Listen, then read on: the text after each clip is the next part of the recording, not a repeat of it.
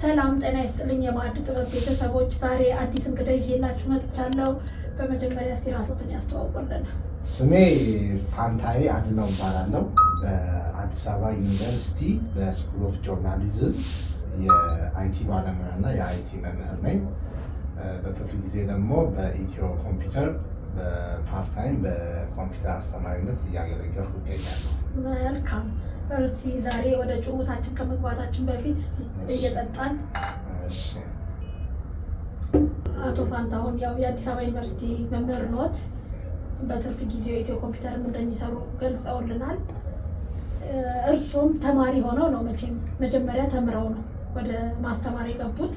እርሶ በሚማሩበት ዘመን ያለው ተማሪ እንዴት ነበር የትምህርቱ መምህራኖች ላይ ከመምህራኖች ጋር ያላችሁ ግንኙነት፣ አመጋገባችሁ፣ ካምፓስ ላይ ሆናችሁ እስቲ ያለውን ነገር አጠር ባለ መልኩ። አዎ እኛ በእኛ ጊዜ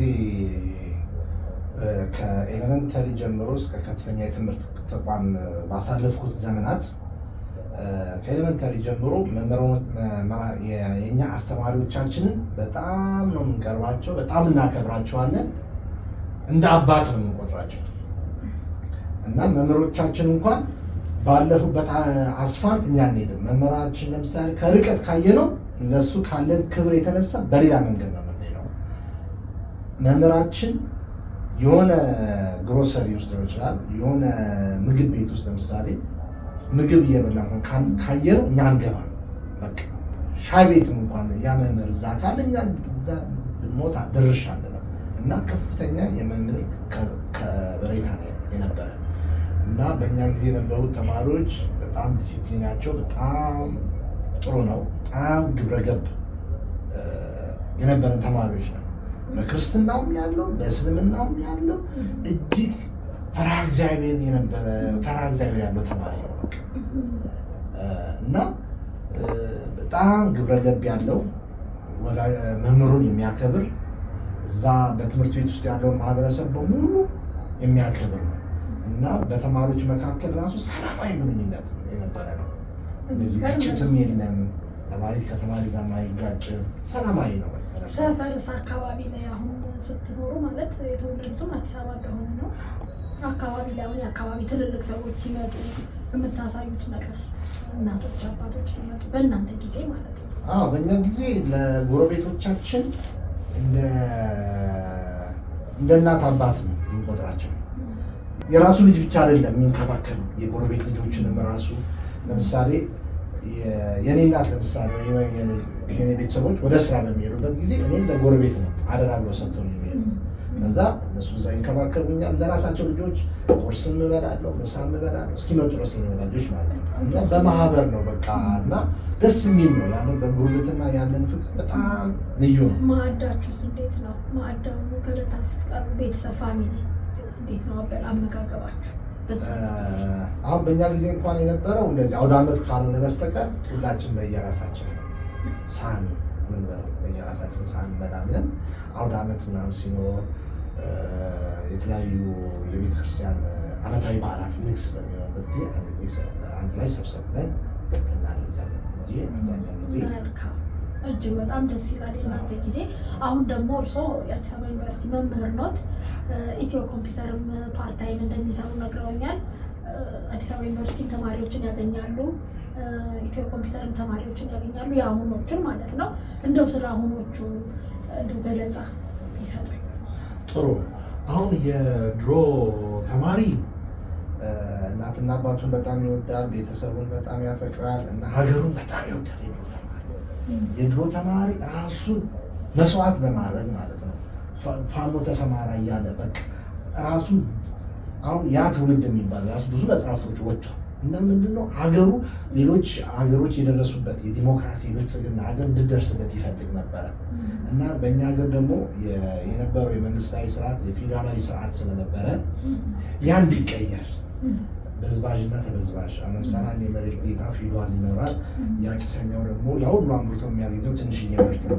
ያ ስርዓት እንዲቀየር ያ የቀድሞ ተማሪ ብዙ ታግሏል፣ ብዙ መስዋዕትነትን ከፍሏል እና ሀገሩ ከድህነት ወጣ ከድህነት ከድርቅ ከረሃብ እንድትወጣበት ስለሚፈልግ ያ ትውልድ መጨረሻው አካሄዱና አላማረም እንጂ በተለያየ የፖለቲካ ድርጅቶች እየተሳተፈ መንግስትን ለመቀየር ብዙ ታግሏል።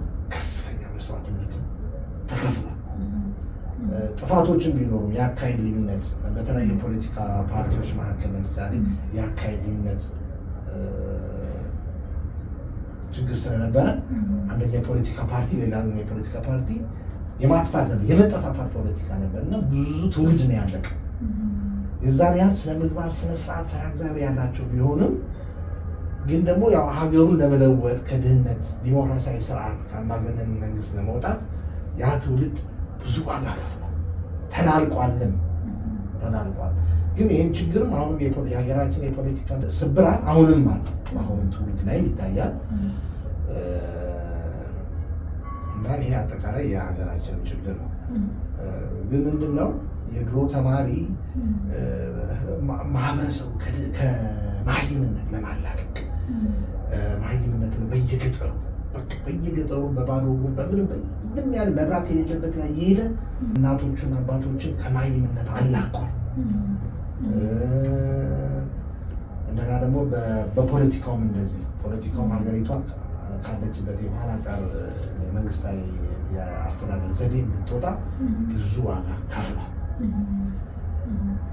አሁን የአሁኑ ትውልድ ከአሁኑ ጋር የድሮና የአሁኑ በምናነጻጽርበት ጊዜ የአሁኑ ትውልድ ግድ አይሰጠውም። ሀገሪቷን ተዘግዝቃ ብትደፋ ግድ አይሰጠውም።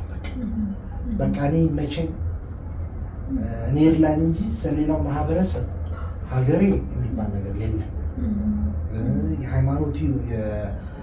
ሃይማኖት በአሁኑ ትውልድ ያለው ወጣት ሃይማኖቱ እየተሸረሸረ እየመጣ ይገኛል እና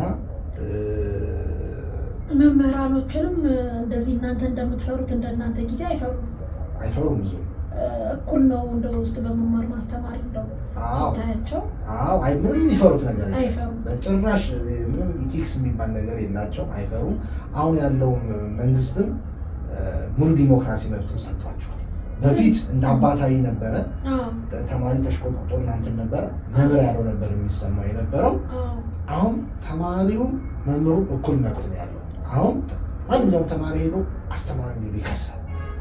ከዛ የትምህርት ቤቱ አስተዳደርም የተማሪውን አቤቱታ ተቀብሎ ለምንድን ነው እንደዚህ የበደልከው፣ ለምንድን ነው ያደረግከው ተብሎ አስተማሪው ላይ እንትን ይላል። በፊት አብዛኛው ተሰሚነት የነበራቸው መምህራኖች ነበሩ። አሁን ተማሪ ሙሉ መብት አለው፣ የዲሞክራሲያዊ መብት ተብሎ ስለተሰጠው አስተማሪውን የመገምገም እንትን ማለት መብቱም ስለተሰጠው እንደጋ ደግሞ ሌላም የስነ ምግባር ድቀቱም እንዳለው ነው የራሱ የተማሪ ስነ ምግባሩ ከጊዜ ወደ ጊዜ እየላሸቀ መጥቷል። ግን በእኔ እምነት አሁን መምህር ማለት የቀለም አባት ሁለተኛ ወላጅ ብዬ ነው የማስበው። በእኔ እምነት ያው እንዳልከው በእኛም ጊዜ እኔም ያው ያንተው ሀሳብ ተከታይ ነኝ። አሁን ያልከው እንደው ባህልን፣ እምነትን፣ ኢትዮጵያዊነትን እየሸረሸረ አይደለም ይሄ ነገር ወዴት እየሄደ ነው? ኢትዮጵያዊነትን ማክበር ማለት እንደ ፋራነት ነው የሚያዩት። አሁን እንደ ስልጡን የሚያዩት ልክ የምዕራቡን በቃ አንድ ተማሪ የሚከተለው የምዕራቡን ባህል ነው። እየገደለ ነው፣ ሀገርም እየገደለ ትውልድን። ባህላችን እኮ እንዲህ ከቀጠለ ማን ነው ያን የሚረከበው? ባህላችን እየጠፋ ነው። አያሳስብም ወይ? እዚህ በጣም አሳሳቢ ነው። ከፍተኛ የሆነ የባህል ወረራ እየመጣ ነው።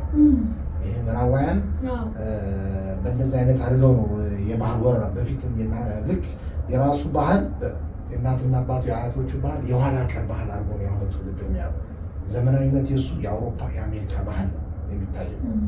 ያ ደግሞ ለመጥፎ ስነ ምግባር ድርጊት ውስጥ እንዲገቡ ያደርጓቸዋል። አሁን የራሱን ባህል እየጣለ የምዕራቡን ዓለም ባህል ይዞ በሚመጣበት ጊዜ በጣም መጥፎ አሁን ምዕራቡ ዓለም እየተጠቀምበት ያለው ተመሳሳይ ጾታ መጋባት፣ ለምሳሌ ወንድና ወንድ መጋባት፣ ሴትና ሴት መጋባት፣ ከአለባበስ ጀምሮ ሃይማኖት አልባ መሆን በመብት ሌሎች የሃይማኖት አሁን አዳዲስ የመጡ ሃይማኖቶች አሉ። ከድሮ የነበረው ተማሪ ምንድነው ወይ በክርስትና ወይ በእስልምና ታሽቶ በዛ እምነት ውስጥ ተቆጥቶ ፋፍቶ የመጣ እንትን ነው።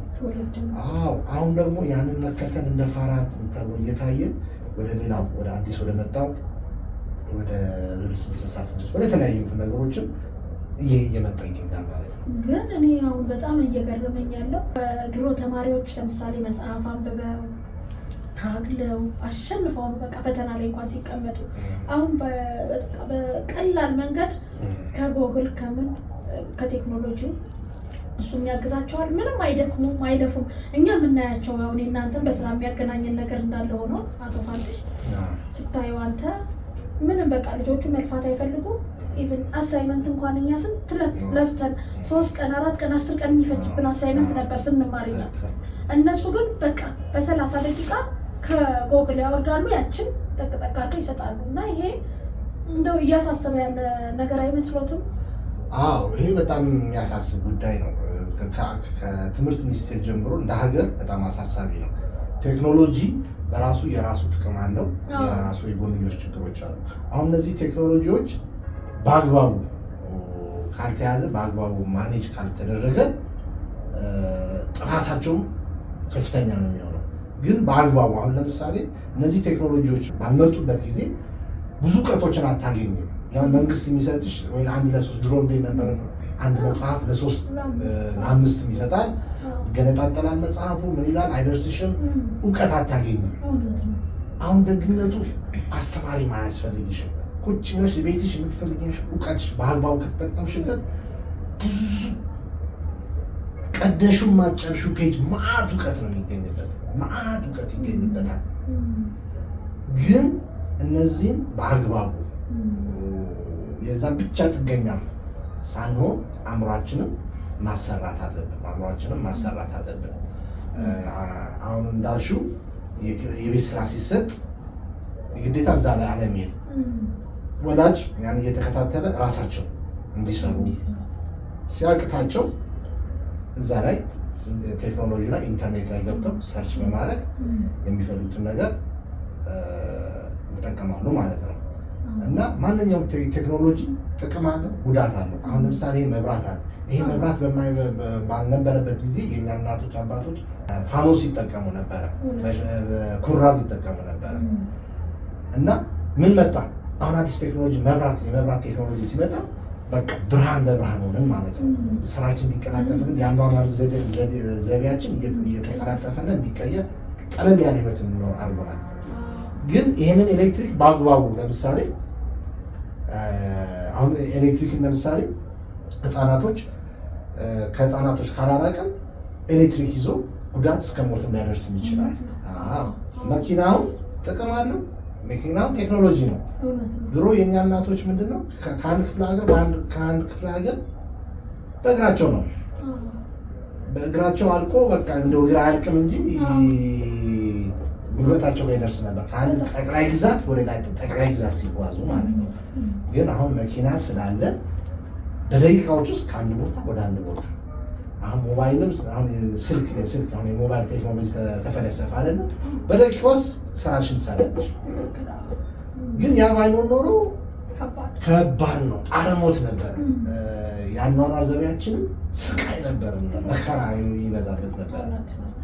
እና እነዚህ ቴክኖሎጂዎች በጣም ጥቅም አላቸው። በአግባቡ መጠቀም አለበት። ለወጣቱ አሁን ላለው ትውልድ አንተ እንደ መምህርነትህ ማስተላለፍ እንደው የምትፈልገው ነገር ቢኖር አሁን ምንድነው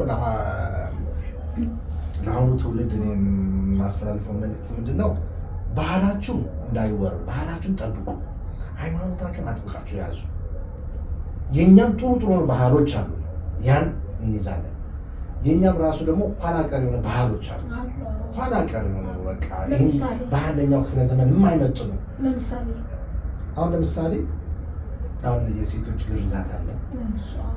ለሴቶች ያላቻ ጋብቻ ገና በህፃንነታቸው ለምሳሌ የሚዳሩ አሉ። እንደገና ደግሞ በተለያዩ መንፈሳዊ እንትኖች ውስጥ ለምሳሌ አስፈላጊ አሁን ይሄ ውቃቤ የሚባል ነገር አለ። ኋላ ቀር ዝም ብሎ በድንጋይ ዘመን የነበረ ኋላ ቀር እንትን ይሄ መተቱ ምኑም በመንፈሳዊ እንትን ኮተቶች አሉ። እነዛን ማስወገድ የእኛም እኮ መጥፎ እንትን አለብን እኮ እንደገና ደግሞ ምቀኝነት ለምሳሌ በእኛ በማህበረሰባችን ውስጥ ያለ ለምሳሌ አሁን ፈረንጅ የሆነ ነገር ስትፈጥሪ በቃ በገንዘብ ነው ፋይናንስ ያደርግሻል። አሁን ፈረንጅ የሆነ ነገር ብትፈጥሪ ምክንያቱም ለሀገሪቷ ኢኮኖሚ ትልቅ ነገር ነው የምታው ኑሮን እያቀላጠፍሽ ነው ኑሮን እያቀለሽ ነው የሆነ ነገር ስትፈጥሪ ማበረታቻ ይሰጥሻል። እኛ ሀገር ግን የሆነ ነገር የማህበረሰቡ ችግር የሚፈታ ነገር ለመስራት ስትሞክሪ ያጠፉሻል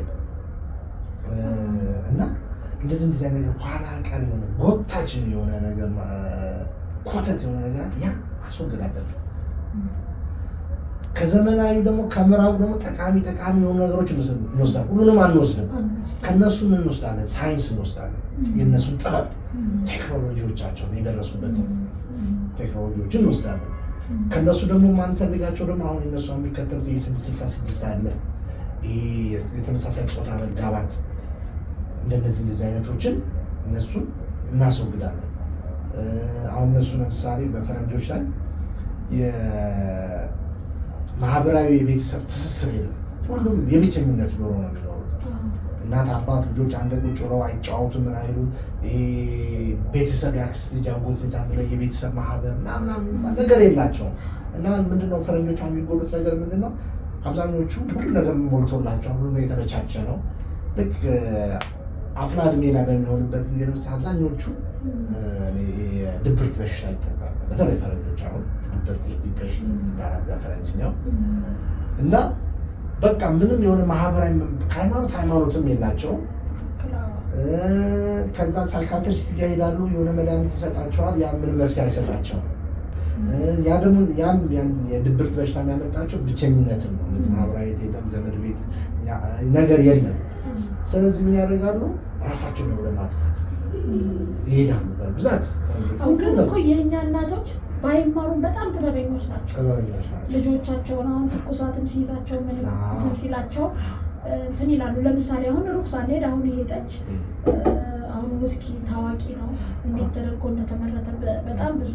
ይሄ ጠጅ አሁን እውቅና አልተሰጠውም እንጂ በዓለም አቀፍ እጅግ በጣም ሊደነቅና በእኛ እናቶች ባልተማሩ ባልሰለጠኑት በተባለው ይህን የመሰለ ጊዜ ዘመን የማይሽረው መጠጥ ራሱ ተመራምረው ተፈላስፈው መስራታቸው እናቶቻችን በጣም የሚደነቁ ናቸው። ይደነቃሉ። የኛ ኢትዮጵያኖች ፈረንጆች ግን አሁን ልብስ ሰርተው ሳይሰሩ በፊት ፈረንጆች ራቁታቸው ነበር። ቅጠል አገልድመው ነበር የሚሄዱት የነበሩት።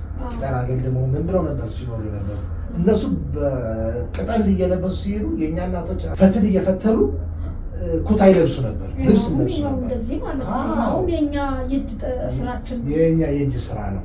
እና ነጮች ሌሎች አፍሪካን ሀገሮች ራቁታቸውን ሲሄዱ ነጮችም ምንም ወይ ቆዳ ነገር ነበር የሚለብሱት የነበሩት።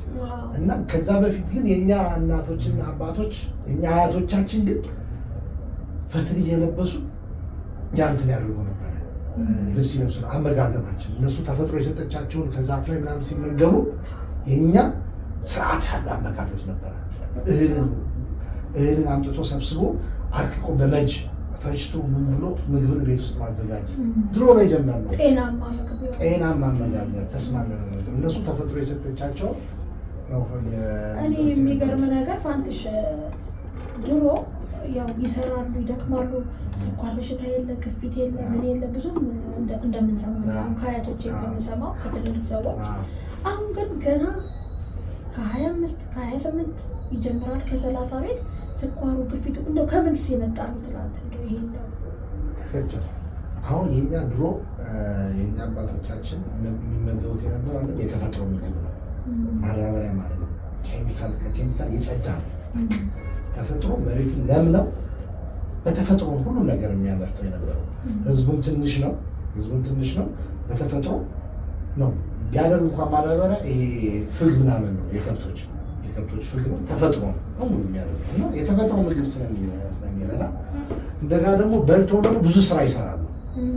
በላብ ያፈሱታል። ምክንያቱም ሲሰሩ ከዚህ ለምሳሌ በቀን ከዚህ እንደ ደብረ ዘይት 2-3 ጊዜ ይሄዳሉ። በቀን እንደዚህ ሲጓዙ ማለት ነው። እና ይሰራሉ፣ በላብ ያፈሱታል ማለት ነው። ግን ያሁን ልጆች እኔ አሁን እንዳየሁት ከሆነ አንተም ምንም ውሏችን አብዛኛው ከተማሪዎች ከልጆች ጋር ነው። የታሸገ ምግብ በጣም ነው የሚወዱት። እኛ አሁን እኔ በቤቴ በራሴ እንደ ፐርሰናል አልወድም አንመገብም፣ ግን ሳያቸው አሁን የታሸገ ምግብ ያዘወትራል። ምን እሱስ እንደው ከምን የመጣ ነው? አሁን እንደ ወጣቱ በቤት እያለ በቃ ከምግብ ጀምሮ ሁሉ ነገር ከአለባበስ የውጭ ናፋቂ ናቸው፣ ከአመጋገብ የውጭ ናፋቂ ናቸው። እንደው ምን ተደርጎ ምን ቢደረግ ነው ወደ ራሳቸው ሊመለሱ የሚችሉት የአሁን ልጆች? ይሄ አጠቃላይ የማህበረሰባችን ያስተሳሰብ ዝንፈት ነው። አሁን ለምሳሌ በሱፐር ማርኬት ውስጥ የታሸገው ምግቦች መመገብ የሀብታምነት መለኪያ እና የዘመናዊነት መለኪያ።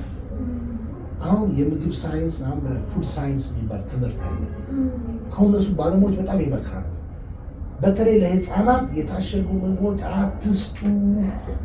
አሹቅ ለምን አትሰጡ? ቤት ውስጥ የተሰራው ባቄላ አሹቅ፣ በቃ ቂጣ ብዙ ጊዜ የገደል ማሚት ሆነባቸው እንጂ በሚዲያ ይቀርባል። አትስጡ።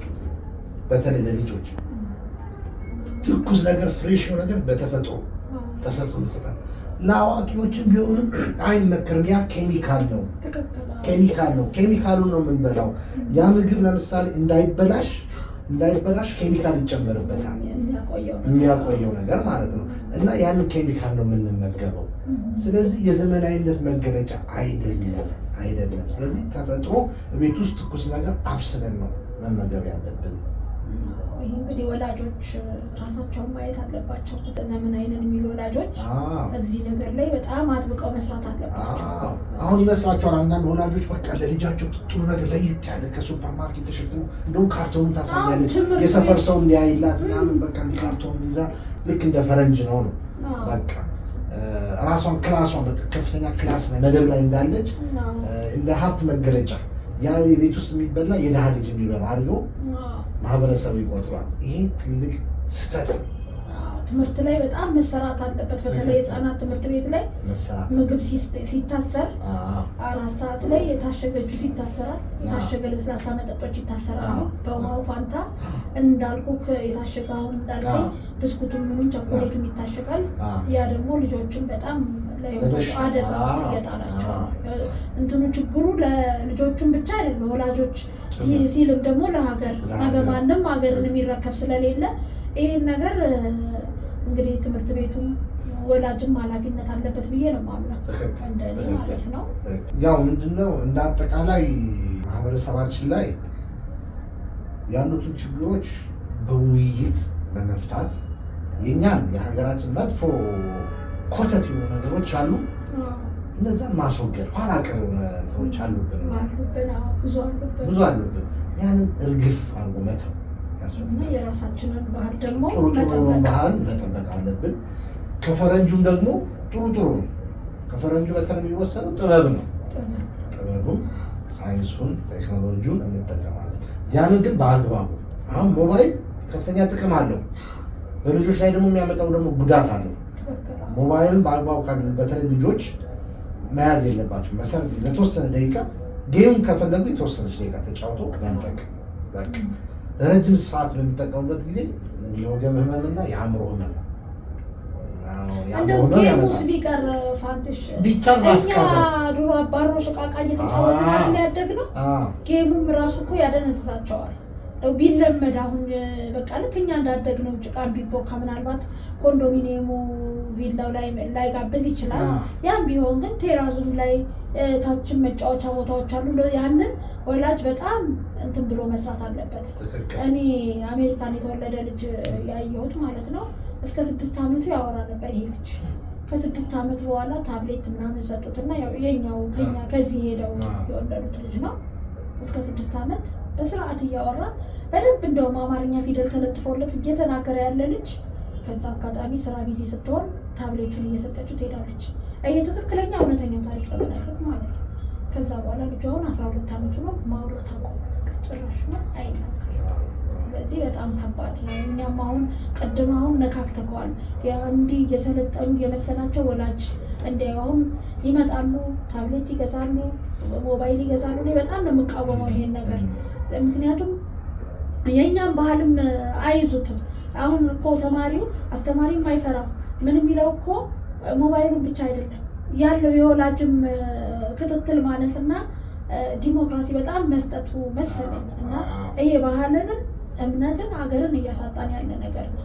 እዚህ ላይ በጣም እንደው አጽንኦት ሰጥተን ብናየው ጥሩ ነው ተመልካቾቻችን። ትክክል ነው። ምንድነው ሁሉንም እናስቀርባቸው ካልን ደግሞ ከቴክኖሎጂም ወደኋላ ይቀራሉ። አሁን ለምሳሌ ታብሌቶች አሉ። ታብሌቶች ላይ ብዙ መጽሐፍቶችን የቋንቋ ለምሳሌ የእንግሊዝኛ ቋንቋ ችሎታቸውን እንዲያሳድጉ አሁን ለምሳሌ የገጠር ልጅ አሁን ወደኋላ የሚቀረው ለምንድን ነው? እንደዚህ አይነት ቴክኖሎጂዎች ስለሌሉ በእንግሊዝኛ ቋንቋ በእነዚህ ቴክኖሎጂዎች አሁን ዩኒቨርሲቲ አሉ። የአዲስ አበባ ልጆች እና የገጠር የክፍለ ሀገር ልጆች እኩል አይደሉም። አሁን የአዲስ አበባ በጣም ፈጣን ናቸው። አሁን ኮምፒውተር ላይ ወዲያው ነው የሚሰሩ፣ በጣም ጎበዞች ናቸው። ቋንቋ ላይም ጎበዞች ናቸው። እነዛ ምን ነው ወደኋላ ላግ ያደርጋሉ። እና ይሄ ቴክኖሎጂ ነው። ይህን ቴክኖሎጂ ግን በአግባቡ መጠቀም ነው። ምክንያቱም ቋንቋቸው እንዲያድግ የኮምፒውተር እውቀታቸው እዛ ላይ ብዙ ሪሶርስ ነው ያለው፣ ብዙ እውቀት ነው ያለው። ግን ምን ያህል ኃላፊነት ይወስዳሉ? ያ ነው ችግሩ። ኃላፊነት አይወስዱም እኮ። አሁን ችግሩ ያንን የመመጠን ነው። ወላጅ መጥኖ አሁን ለምሳሌ ይህን ለምሳሌ ትምህርትን ነገር ስራ ብሎት ሲሰጠው ትዕግስት ስለሌለው ወላጅ በቃ ይሄን ከፍተህ መጽሐፍ አንብብ ብሎ ከፍቶለት ሊሄድ ይችላል። ልክ ወላጁ ዞር ሲለት እሱ ወደ ጌም ሊገባ ይችላል። እና ምንድነው ያው ባላንስ የማድረግ ነገር ነው። ወይም ደግሞ ለምሳሌ ትምህርትን አጥራ ብለሽ ሰተሽው ተወሰነ ደቂቃ ነው። ትምህርትም ቢሆን አይን ያደክማል። ያ ታብሌት ለአይን መጥፎ ነው፣ ለአእምሮ መጥፎ ነው። ተወሰነ ደቂቃ ነው። የተወሰነች ነገር አንብቡ ወይ አንቺ ባለሽበት የሆነ ነገር ከፍቶ እያየሁ በልስራ የአሳይመንትን በልስራ እኔ የትም ማለት ነው እንደው ስራው ይቅር ብለሹ የሚያስፈልገውን አሳይመንቱን እንዲሰራ ቁጭ ብለሽ ከዛ ሲሰራ ለጥቀሽ ወሰድ። ትምህርትም ቢሆን ብዙ ሰዓት መቀመጥ የለበትም። አይን ላይ ችግር ያመጣል፣ አእምሮ ላይ ችግር ያመጣል። ስለዚህ ወገብ ላይ ምንም ላይ ችግር አለ። ስለዚህ የተወሰነ ደቂቃ ሰርቶ በመጽሐፍን አንብብ ደብተራል። ከዛ ደግሞ መጽሐፍን ብዙ ሰዓት ማንበብ የለበትም። በልኩ አንብብና ደግሞ ተጫወት። ምክንያቱም ጤናማ የሚሆነው ጨዋታ አእምሮ ክፍት እንዲሆን ጨዋታ መጫወት አለበት። በተለይ ልጅ ሲሆን መጫወት አለበት። አካሉ እንዲጠነክር ምን እንዲል። ከዛ ደግሞ ከተጫወተ በኋላ ደግሞ ትንሽ ደግሞ አንብብ ትለዋለሽ። ግን የድሮ ድባብ አሁን እንዴት እንመልሰዋለን ፋንትሽ? ድሮ አሁን እኛ ክረምት ሲዘጋ ታውቃለህ በምንድን ነው የምናሳልፈው? እቃቃው አለ፣ አባሮሹ፣ ስንት አይነት ጨዋታ ተጫውተን ሙሉ። ከዛ ደግሞ ገብተን ልብ ወለድ መጽሐፍ ይሰጠንና ልብ ወለድ መጽሐፍ እናነባለን። አሁን ግን ያ ድባብ የለም። ያን እንደው እንዴት አድርጎ ነው እንደው የአሁኑ ትውልድ በትንሹ እንኳን መመለስ ቢችል በጣም ደስ ይላል። ምንድነው አሁን የሚታየው የተሳሳተ ፐርሰፕሽን አለ። አሁን ለምሳሌ በደሃው ያለው ማህበረሰብ ነው አሁንም ራሱ የደሃ ሰፈር ያለበት ነው ልጆች አብሮ ሄደው ሜዳ ላይ የሚጫወቱት። የሀብታም ልጅ ልጁን አይልክም። አንደኛ ከደሃ ጋር ሊጫወትም አይፈልግም፣ ከራሱን መጠበቅ ይፈልጋል። እዛ ሜዳ ላይ መጫወት፣ አባሮሽ መጫወት ወይ እግር ኳስ መጫወት እዛ ሜዳ ላይ በቃ በጨርቅ ኳስ እዛ መጫወት፣ ከደሃ ልጆች ጋር መጫወት ክብሩ የሚቀንስ ነው የሚመስል አይፈልግም። የሀብታም ክላሴ እንዴ ከማንም የደሃ ልጆች ጋር ይጫወታል እንዴ ብሎ እንትን ይላል። በብዙ ሀብታሞች ላይ በብዛት አሁን ጂ+1 ሀብታሞች በቃ እዛው የባስኬትቦል ቦርድ እዛው ያሰሩላቸዋል። ኳስ ይገዛለታል፣ እዛ ይጫወተዋል። ከፈለገ ጊዮን ወስዶ ያናፍሰዋል። የሆነ መዝናኛ ቦታ ይዞት ይሄዳል። ከልጆች ጋር ይገናኛል። ያ ደስታን ይፈጥራል። እዛ ሄዶ ያው ያጫውታል። እዛ ለምሳሌ የተለያዩ መጫወቻዎች ለምሳሌ የተለያዩ መጫወቻዎች እንትኖች አሉ አይደል? ፓርኮች ምናምን መዝናኛ ማዕከል ይወስዳል። ሂድ እዛ ተጫወት ይለዋል እንጂ ከሰፈር ልጆች ጋር የአባሮሽ እግር ኳስ ምናምን ጨዋታዎች ኢቭን ቡሄ እንዲጨፍራ ያለ ምክንያቱም ቡሄ ማለት የድሃ ልጆች ነው ተብሎ ላይ የሚተረጎ አበባ እየሰራ ለምሳሌ ሃይማኖታዊ ነው፣ ባህላዊም ነው። ከልጆች ጋር ዱላ ይዞ መጨፈር አንድ ሀብታም ቢሞት አንገት ውስጥ ካራ ይገባል እንጂ አያስጨፍረውም ልጁ። ለምን? በቃ ውርደት ነው። ይህ ልመና በቃ ሄዶ በሰው ቤት ሄዶ ሆያውይ ማለት እንደ ልመና ነው እና ለዛ ሀብታም እንደ ሞት ነው። ከፈለግ ብርን ሰጣን እዛ የምትጨፍረውን የዛን 5 እጥፍ አድርጌ እሰጥሃለሁ ይለዋል። ይሄ ግን እኮ ታዲያ ወላጅ ነው መስተካከል ያለበት። ወላጅ ራሱ መፈተሽ አለበት ራሱ። አበባዮሽ አሁን የድሃ ልጆች ናቸው የሚጨፍሩት። ሚድል ክላስ መካከለኛ እንኳን ያሉ እንኳን አይሄዱ። እንደዚህ ቁጭ በይ የምን መንደር ልመና ነው? ቁጭ በይ ገንዘብ እዛ ምታይ ይሰጥሻል። በቃ ቁጭ በይ። ወይም ደግሞ እዛ ቤተሰብ ውስጥ ብቻ ለእናቷ ለአባቷ እንድትጨፍር ወይ እዛ ዳመራ ሲበራ ብቻ እዛው ላሉት ለቤተሰብ አባላት እንዲጨፍሩ ነው የሚያደርጓቸው። ይሄ መሆን የለበትም። ስለዚህ ማስተላለፍ የምትፈልገው መልዕክት ይኖራል? አዎ፣ ማስተላለፍ የምፈልገው ምንድን ነው? አጠቃላይ እንደ ሀገር ትልቅ ተሐድሶ ያስፈልገናል። ትልቅ ተሐድሶ ያስፈልገናል። ምንድነው እነዚህ ኋላ ቀር ከሆኑ ነገሮች መውጣት አለብን። ጎታች የሆነ የራሳችንም መጥፎ ባህልም አለ። ያንን እርግፍ አድርገን መተው፣ ጥሩ ጥሩ ባህሎቻችንን በማስቀጠል ልጆቻችንም ያንን ባህል እንዲቀጥሉ በዛ እንዲሄዱ ማድረግ፣ ከዘመኑም ደግሞ ዘመናዊውን ደግሞ እውቀትን ጥበብን እሱም ደግሞ ኢትዮጵያዊ በሆነ እንትን ነገር አንድ ላይ አድርገን በዛ አጣጥረን መኖር ነው ያለው። በጣም ደስ ይላል። ፋንትሽ እጅግ አድርጌ አመሰግናለሁ ስለነበረን ቆይታ። እኔም አመሰግናለሁ ይህን ወርቃማ እድል ስለሰጣችሁኝና ይህን እንድተነፍስ ስለረዳችሁኝ በመድኃኒዓለም ስም ምስጋና ያቀርባል። እኔም ያው በሰፊው ፕሮግራም እንደምንገናኝ በሙሉ ተስፋ እጠብቃለሁ። በጣም ጥሩ ስለነበረን ቆይታ እጅግ አድርጌ አመሰግናለሁ። የማዕድ ጥበብ ነን። ቻናላችንን ላይክ፣ ሼር፣ ሰብስክራይብ በማድረግ ቤተሰብ የሆኑን እናመሰግናለን።